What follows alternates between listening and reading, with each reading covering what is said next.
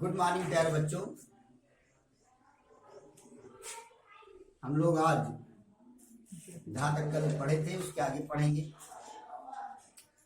और मैं आपसे कह रहा हूं कि किसी भी प्रकार की कोई समस्या हो तो आप तुरंत मेरे व्हाट्सएप नंबर पर मैसेज कर सकते हैं। जिन लोगों को सब लोगों को पता है, अगर नहीं भी पता हो तो प्लीज ध्यान से लिख लीजिए 9670718270। जब आप YouTube पे कमेंट कर देते हैं तो वो चीज हम आपसे कम्युनिकेट नहीं कर पाते हैं कि हम आगे आपको किस तरह से समझाएं। तो अगर आप व्हाट्सएप पर मैसेज करेंगे तो आपकी समस्याओं का समाधान होगा। निसंकोच, बिना किसी झिझक के छोटी से छोटी बात आप पूछ सकते हैं। आपको किसी भी तरह का भय या संकोच नहीं होना चाहिए कि गुरुजी नाराज हो जाएंगे, इतनी छोटी बात पूछ लूंगा तो ऐसा ना हो जाए कि गुरुजी, ऐसी कोई बात नहीं होगी। आप जानते हैं मेरे बारे में कि मैं इस तरह से आपको नहीं पढ़ाता हूं। तो और ये जो वीडियो बनाया जा रहा है केवल आपके लिए, स्पेशली आपके लिए बनाया जा रहा है कि ताकि आप सीख सकें। आपके सीखने के लिए वीडियो बनाया जा रहा है, इतना मेहनत किया जा रहा है। तो कोई भी संकोच रहे, अगर आप में से किसी भी बच्चे को, यदि आप में से किसी भी बेटा यदि आप में से किसी भी बच्चे को समस्या रह गई तो हमारा पढ़ाने का जो हमारे जो मेहनत है वो क्या हो गया, पूरी तरह से सार्थक नहीं होगा। इसलिए आप मेहनत कीजिए। कभी कभी कल थोड़ा सा वीडियो गड़बड़ हो गया, थोड़ा सा चमक आ गया, लेकिन मैं प्रयास करूंगा कि आगे से ऐसा ना हो। कोशिश की जाती है कि बेहतर आपको दिखाई दे, लेकिन फिर भी कभी कभी हो जाता है बेटा। तो किसी भी प्रकार की समस्या अगर मान लीजिए कोई अक्षर नहीं दिख रहा है तो बता दीजिए सर कि वहां पर क्या लिखा हुआ था, क्या समस्या है, वो सब कुछ बताया जाएगा, कोई दिक्कत नहीं होगी। आगे बढ़े हम लोग। तो चलिए, कल प्रश्न आया था, हम लोग प्रश्नावली 1.1 के 3 सवाल लगा चुके हैं। चौथा सवाल कई लोगों ने पूछा है, इसलिए हम लोग चौथा सवाल हल करेंगे प्रश्नावली 1.1 का। प्रश्नावली 1.1 का चौथा सवाल क्या कहता है? प्रश्नावली 1.1 का चौथा सवाल कहता है कि यूक्लिड विभाजन का प्रयोग करके दिखाइए, यूक्लिड विभाजन का प्रयोग करके दिखाइए कि किसी भी संख्या को 3 नियम के वर्ग को 3 नियम या 3 नियम प्लस 1 के रूप में व्यक्त किया जा सकता है। प्रश्न ये कहता है कि किसी भी संख्या के वर्ग को 3 नियम या 3 नियम प्लस 1 के रूप में व्यक्त किया जा सकता है। आपको यही सिद्ध करना है। मेरी बात सुनाइए, क्या सिद्ध करना है? कि किसी भी संख्या के वर्ग को 3 नियम या 3 नियम प्लस 1 के रूप में व्यक्त किया जा सकता है, जहां यम एक पूर्णांक है। ये बात हमको सिद्ध करनी है। तो चलिए शुरू करते हैं। यानी हमको किसके रूप में व्यक्त करना है? 3 नियम या 3 नियम प्लस 1 के रूप में। किसको व्यक्त करना है? किसी पूर्णांक के, धन पूर्णांक के वर्ग को या तो 3 नियम के रूप में या 3 नियम प्लस 1 के रूप में व्यक्त करना है। क्लियर हुआ कि नहीं हुआ? ये बात सुनना आगे नहीं आगे? तो चलिए शुरू करते हैं। माना वो संख्या 3q प्लस 1 या 3q प्लस 2 है। तो माना हुआ संख्या क्या है? 3q प्लस 1 या 3q प्लस 2 है। अब आपके मन में फिर वही बात होगी, गुरुजी 3q प्लस 1 और 3q प्लस 2 ही तो लिए, क्योंकि देख रहा है आपको स्पष्ट रूप से यहाँ पर 3 से रिलेटेड पद है। ये हमको सिद्ध करना है, इसलिए हमने संख्या को क्या माना, 3q, या तो 3q+1 या तो 3q+2 माना। अब हम क्या करना है, हमको क्या दिखाना है कि 3q का जो वर्ग है वो 3m या 3m+1 के रूप में होगा। 3q+1 का जो वर्ग है वो भी क्या होगा, 3m या 3m+1 के रूप में होगा। 3q+2 जो है उसका जो वर्ग है वो भी 3m या 3m+1 के वर्ग के रूप में होगा। तो आइए हम लोग देखते हैं, समझते हैं और जानते हैं। तो चलिए सबसे पहले यदि संख्या क्या है, 3q है तो क्या होगा, 3q का वर्ग बराबर 3q गुणे 3q, 3q को घाते 2 बराबर 3q गुणे 3q। क्लियर हो गया होगा मुझे लगता है, घात 2 का मतलब 2 बार गुणा।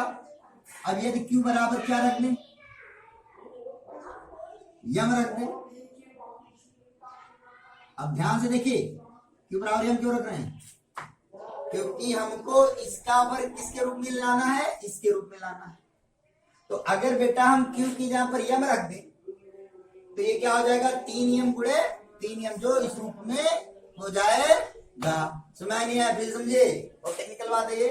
देखिए यहाँ पर क्या लिखा हुआ, 3q बराबर 3q गुणे 3q। अगर हम q के स्थान पर q की जगह पर क्या रख दें, यम रख दें, q बराबर क्या रख दें, यम रख दें, तो यहाँ पर क्या मिलेगा, 3m गुणे 3m मिलेगा। क्लियर हुआ कि नहीं हुआ, कोई दिक्कत तो नहीं है आप लोगों को। तो यहाँ पर हम लिख सकते हैं, ये बराबर हो गया 3m और गुणे 3m बराबर 3m के घाते 2, अर्थात 3q का जो वर्ग है वो 3m के पदों में आ गया। क्लियर हुआ कि नहीं हुआ, यानी जब संख्या 3q है तो उसे 3m के वर्ग, जब संख्या 3q है तो उसका वर्ग 3m के पदों में व्यक्त किया जा सकता है, यानी पहली बात सिद्ध हो गई। अब दूसरी संख्या हम लेंगे, यदि संख्या क्या है, 3q+1 है। यदि संख्या क्या है, 3q+1, यदि संख्या 3q+1,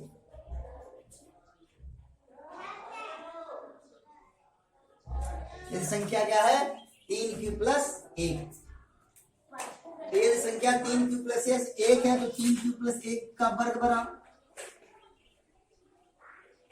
क्या लिख सकते हैं, 3q+1 का वर्ग बराबर 3q+1 और गुणे 3q+1।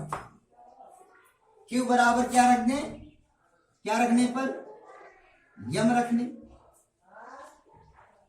अब फिर q बराबर यम क्यों रख रहे हैं, देखिए अगर q बराबर यम रख देंगे तो यहां पर क्या मिल जाएगा, 3m+1, और फिर यहां पर क्या मिल जाएगा, 3m+1, जिसके रूप में हमको क्या करना है, यहाँ पर व्यक्त करना है। किसके रूप में व्यक्त करना है हमको, 3m+1 के रूप में।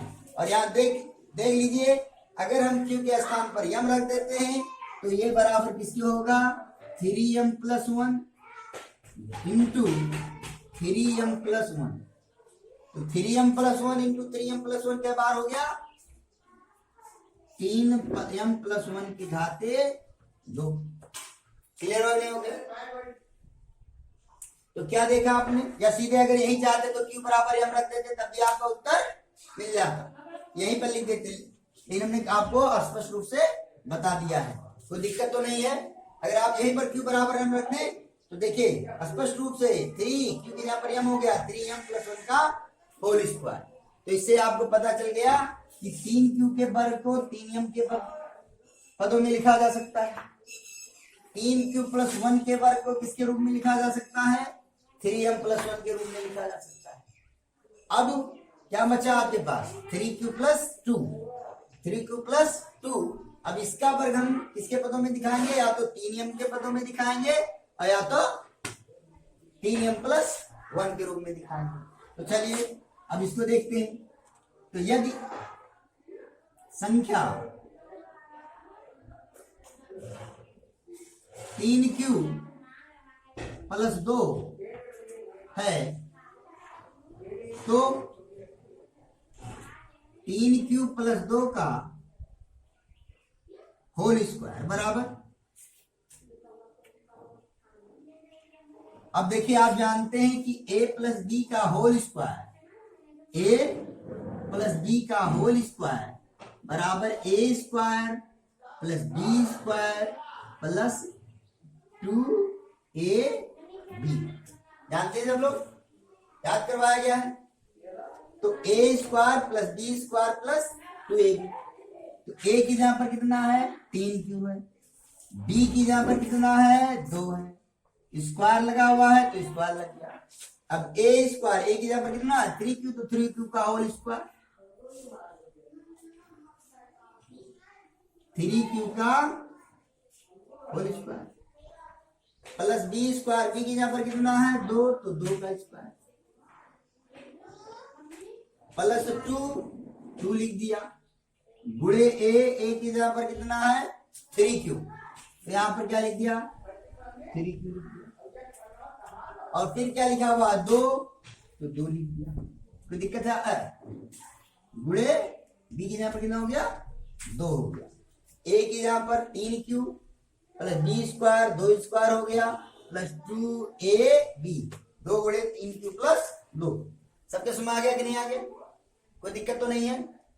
अब देखिए 3q का स्क्वायर यानी 3 का वर्ग और q का वर्ग, 3 का वर्ग 9 हो गया और q स्क्वायर हो गया। 2 का वर्ग कितना हो गया 4 और 2 तिहाई 6, 6 दूनी 12q, 6 दूनी 12। अब ये हो गया। अब क्या कर सकते हैं इसको? अब तो अगर केवल 9q स्क्वायर होता तो इसके रूप में आता, लेकिन अब हमको या तो इसके रूप में व्यक्त करना है या तो इसके रूप में। तो इसके रूप में व्यक्त करना, अगर ये 4 नहीं होता तो हमारा काम बन जाता, क्योंकि ये तब ये इसको हम लिख देते 3q का स्क्वायर और इसको लिख देते 4 गुणे 3q, हमारा काम बन जाता, तो 3m के पदों में आ जाता। लेकिन यहां पर 4 आ जाने के कारण, यहां पर 4 आ जाने के कारण निश्चित रूप से ये 3m के पदों में व्यक्त नहीं होगा, क्योंकि 3 इसमें मौजूद है, 3 इसमें मौजूद है, लेकिन 3 इसमें मौजूद नहीं है। 3 का पारा इसमें जाएगा? नहीं जाएगा। तो इसका मतलब अब हम इसको इसके पदों में व्यक्त नहीं कर पाएंगे। तो अब हमारा फोकस किस पर होना चाहिए 3m प्लस 1 पर। तो 3m प्लस 1 के रूप में अगर हमको व्यक्त करना है तो यहां पर प्लस 1 दिख रहा है कि नहीं दिख रहा है? तो प्लस 1 हमने लिख लिया, पहला काम क्या लिख लिया प्लस 1। तो जब प्लस 1 लिख लिया तो यहां पर कितना है 4, और 4 में 1 लिख दिया तो यहां पर कितना बचा बेटे 3 लिख बच गया। तो 3 1 कितना हो गया 4 हो गया। फिर से समझिए, देखिए यहां पर हमने लिख दिया 9 की स्क्वायर, ये तो बात समझ में आएगी आगे होगी। यहां पर हमने लिख दिया 12 की, ये भी आपके समझ में आ गया होगा। और इस 4 को हमने क्या लिख दिया, इस 4 को हमने लिख दिया 3 धन 1, 3 1 कितना हुआ 4। अब आपके मन में सर जी 3 और धन 1 क्यों लिखे? हम इसलिए लिखे क्योंकि यहाँ पर धन कितना दिख रहा है 1, जाना कहाँ है ये ध्यान होना चाहिए। तो धन 1, तो धन 1 यहाँ पर चाहिए कि नहीं चाहिए बेटा? तो ये हो गया धन 1। क्लियर हो गया कि नहीं हो गया?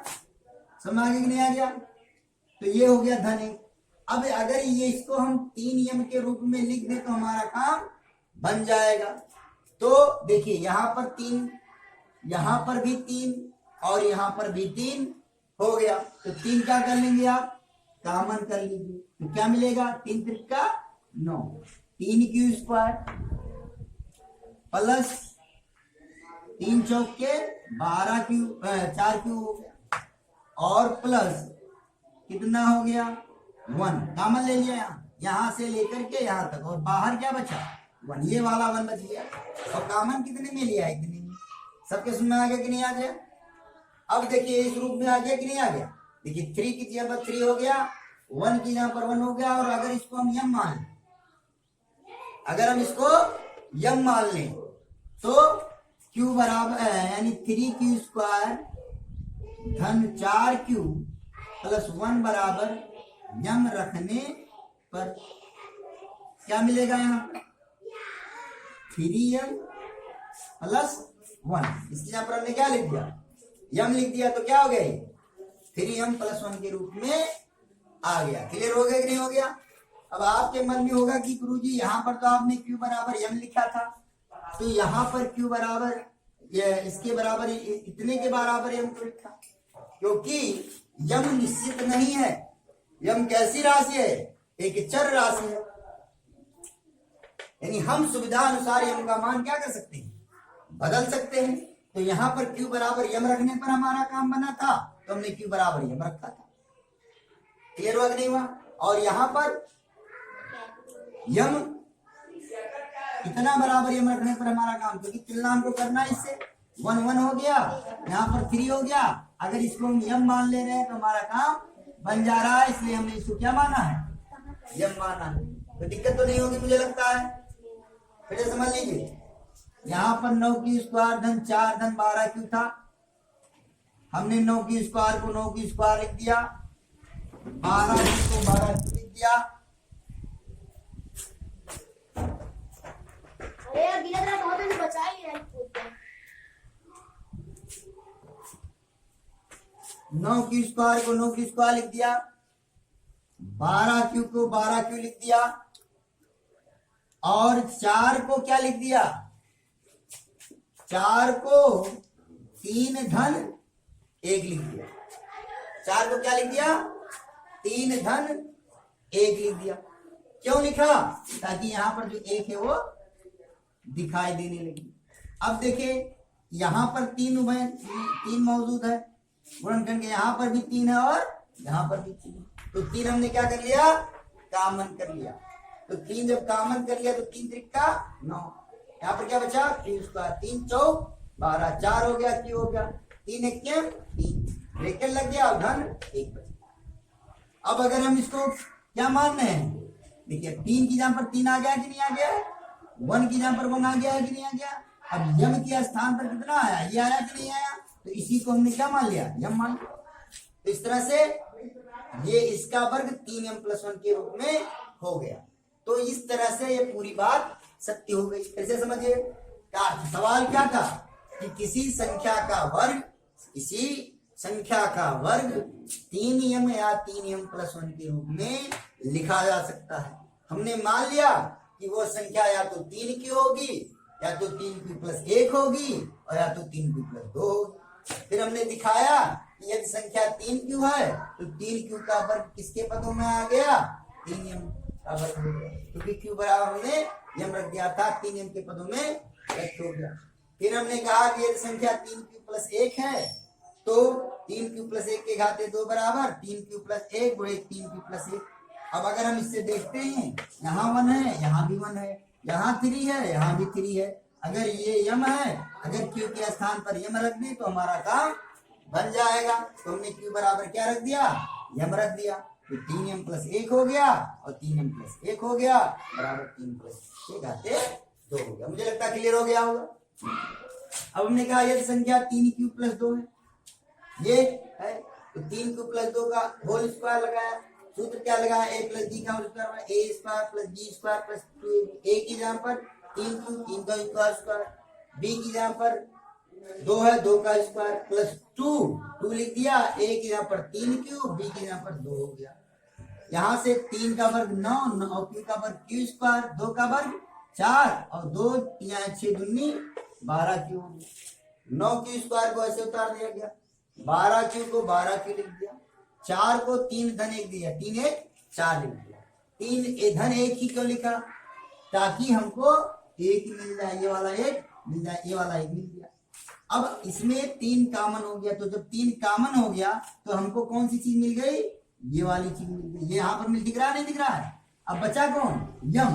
तो ये जो बचा है इसकी तुलना करेंगे अगर हम, तो इसके स्थान पर हमने क्या लिख दिया, यम रख दिया। तो ये बराबर किसके आ गया, 3m+1। तो सारी संख्याओं का वर्ग 3m या तो 3m या तो 3m+1 के रूप में व्यक्त हो जाएगा। क्लियर हो गया मुझे लगता है, सबके समझ में आ गया।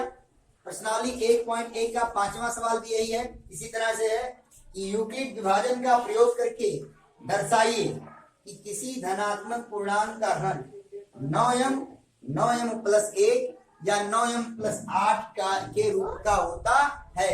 तो आप यही संख्या फिर मानेंगे कि संख्या 3q या तो संख्या 3q+1 और या तो संख्या 3q+2 है, और उसका घन यहाँ पर वर्ग किया गया है और वहां पर क्या करना है, आपको घन करना है। मुझे लगता है कि आप कर लेंगे।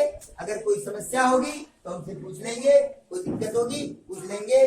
अगले पाठ पर बढ़ते हैं, और अगला जो पाठ है, अगला प्रश्नावली है। उस प्रश्नावली को देखने से पहले हम लोग थोड़ी सी मूलभूत बातें सीख लेते हैं।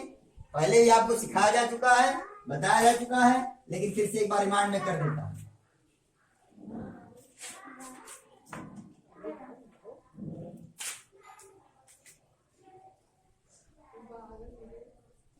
पापा अच्छा बताओ अगर जब यहाँ पढ़ते लिखेंगे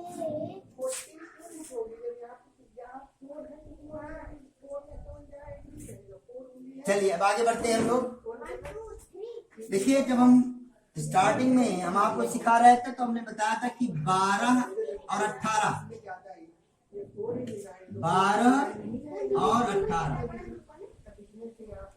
दो संख्याएं ली थी, और हमने इसका 12 और 18 का मासा निकाला था। तो कितना आया था? 6। और लासा निकाले थे तो कितना आया था? 36। ध्यान होगा आपको।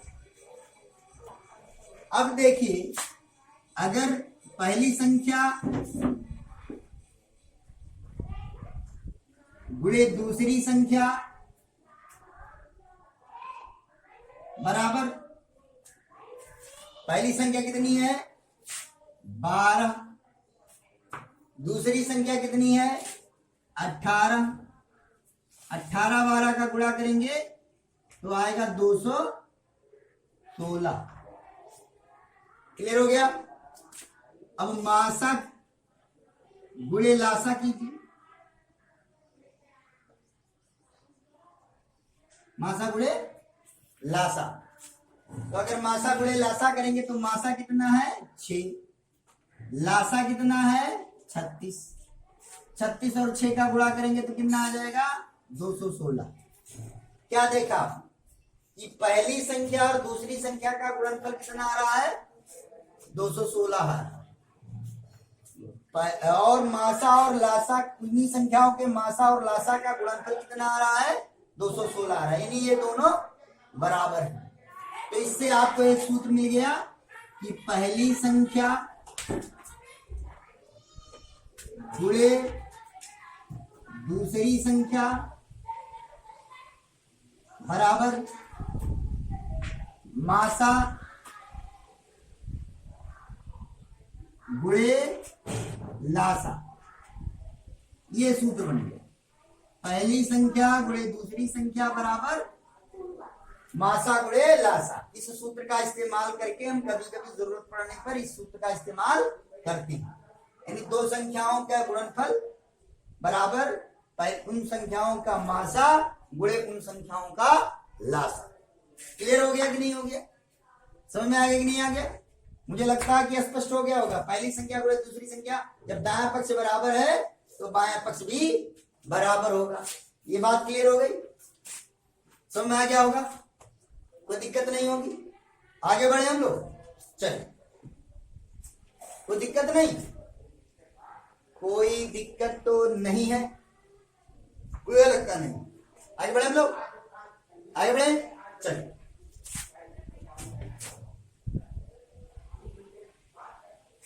अब मान लीजिए, अब आपके मन में एक क्वेश्चन उठ रहा होगा कि गुरुजी दो संख्याओं की जगह पर तीन संख्याएं हो जाए तो नहीं, तब हम इस सूत्र का उपयोग नहीं करेंगे। ये सूत्र केवल दो ही संख्याओं के लिए बताई गई है, इसलिए इस सूत्र का इस्तेमाल हम केवल दो ही संख्याओं के लिए कर सकते हैं। बात क्लियर हो गई कि नहीं हो गई? सबके समझ में आ गया कि नहीं आ गया? आगे बढ़े हम लोग, चलिए आगे बढ़े। एक शब्द आता है, उसको आपको जानना, अभाज्य गुणन। क्या आता है? अभाज्य गुणनखंड। क्या आता है? अभाज्य गुणनखंड।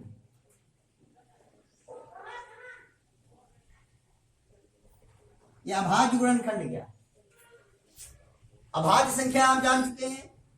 सबसे छोटी अभाज्य संख्या कौन है? एक है? नहीं, एक नहीं है, दो है। सबसे छोटी अभाज्य संख्या दो। सब एक ही संख्या आपको बताया जा चुका है। सबसे छोटी अभाज्य संख्या दो है और इकलौती वो अभाज्य संख्या जो सम है। तो अभाज्य गुणनखंड मतलब ये है कि अगर हम किसी संख्या को अभाज्य संख्याओं के गुणन के रूप में व्यक्त करते हैं तो वो संख्या का अभाज्य गुणनखंड होता है। फॉर एग्जाम्पल समझ लीजिए कि जैसे 30 है और 30 को आपने 2 से काटा। सबसे पहले किससे काटा जाता है? 2 से। तो 2 से आपने काट दिया, तो 2 से 2 इक्यावन, 2 और 2 पंचे 10। फिर 3 से काटेंगे, 3 पचे 15, और फिर 5 से काटेंगे तो 5 इक्यावन 5। तो 30 का बराबर हो गया 2 गुणे 3 और गुणे 5। 2 कैसी संख्या है? अभाज्य संख्या। 3 कैसी संख्या है? अभाज्य संख्या। 5 कैसी संख्या है? अभाज्य। तो 30 के ये अभाज्य गुणनखंड है। क्लियर हो गया? लेकिन अगर किसी ने 30 बराबर 6 गुणे 5 लिख दिया तो ये अभाज्य गुणनखंड नहीं है। अब आप कहेंगे क्यों नहीं है सर जी? क्योंकि 6 अभाज्य नहीं है। जब आप 6 को 2 गुणे 3 गुणे 5 के रूप में लिख दोगे तब अभाज्य गुणनखंड बन जाएगा। यानी अभाज्य गुणनखंड का मतलब क्या है? जब वो गुणन के रूप में हो तो सारे संख्याएं अभाज्य संख्याएं हो। 2 कैसी संख्या है? अभाज्य संख्या है। 3 कैसी संख्या है? अभाज्य संख्या है। 5 कैसी संख्या है? अभाज्य संख्या है। क्लियर हो गया? तो अभाज्य गुणनखंड समझ में आ गया। अब यही मैं आपको एक और शब्द बताता हूं, बहुत ही इंपॉर्टेंट है, बहुत ही ध्यान से समझना इस बात को, जिसे सह अभाज्य कहते हैं। अभाज्य और सह अभाज्य बड़ा अंतर है, बड़ा बारीक लाइन है दोनों में। सह अभाज्य और अभाज्य में क्या अंतर? चलिए अभी आप देख लेंगे। देखिए, अगर मैं कहूं कि 4 कैसी संख्या है तो आप कहोगे कि 4 भाज्य संख्या। मैं पूछूंगा क्यों, तो आप कहोगे कि 4 2 से कटता है इसलिए 4 भाज्य संख्या। मैं पूछूंगा 4 के गुणनखंड लिखिए, आप लिखोगे 2 गुणे 2। मैं आपसे पूछूं 15 कैसी संख्या है? अभाज्य संख्या है क्या? आप कहोगे नहीं सर जी ये अभाज्य संख्या नहीं है।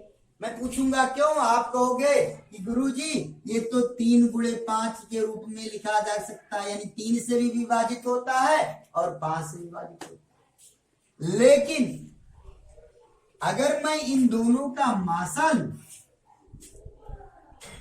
4 और 15 का मासा लूं, तो दोनों में कुछ मिल रहा है? नहीं मिल रहा है। इन दोनों का मासा कितना लिखा जा सकता है? 1, क्योंकि एक इसमें भी मौजूद है और एक इसमें। तो ऐसी संख्याएं जिनका मासा 1 हो उन्हें सह अभाज्य संख्याएं कहते हैं। क्लियर है बेटा कि नहीं हो गया? 4 एक भाज्य संख्या है, 15 एक भाज्य संख्या है। लेकिन अगर आपसे कोई पूछता है कि 4, 15 कैसी संख्याएं हैं, तो आपका उत्तर होगा कि 4, 15 एक सह अभाज्य संख्याएं हैं। कैसी संख्याएं हैं? सह अभाज्य संख्याएं। क्वेश्चन उठेगा कि 4, 15 को सह अभाज्य संख्याएं क्यों कहा गया? आप कहोगे कि यदि मासा 1 के बराबर आ जाए, दो संख्याओं का मासा 1 के बराबर हो, तो हम क्या कहेंगे कि वो कैसी संख्याएं हैं? सह अभाज्य संख्याएं हैं। क्लियर हुआ कि नहीं हुआ? आगे बढ़े हम लोग। सबके सुनना आ गया होगा?